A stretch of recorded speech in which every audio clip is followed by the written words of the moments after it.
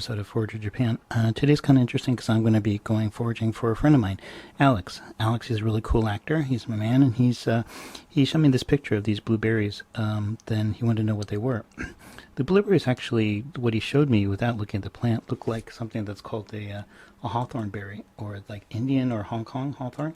I didn't want to tell him that whether or not it was edible or not because I couldn't take a look at the tree. So I made this video to suggest a berry that I do know of that grows in Japan around houses and shrubs. It's called the service berry, or the June berry. It's It's in season right now, actually, so it's in June. That's why they call it the June berry. In Japanese, they also call it the June berry.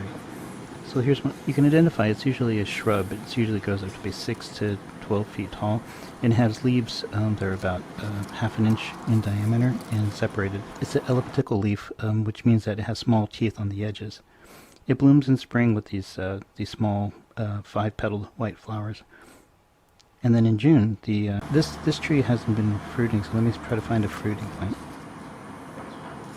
And here's one of the plants here. It's actually a shrub.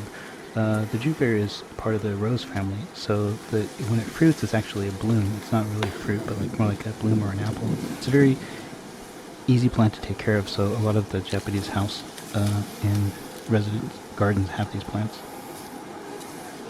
You can identify them easily because the berry is it's like a blueberry, and it has a calyx or a crown on the top, and it grows down like this, and it should be very soft. They're red are kind of immature. They're not that sweet, but they do have flavor. But you really want to wait until they become darker in the middle of June, so they turn into a dark purple, and they're sweeter.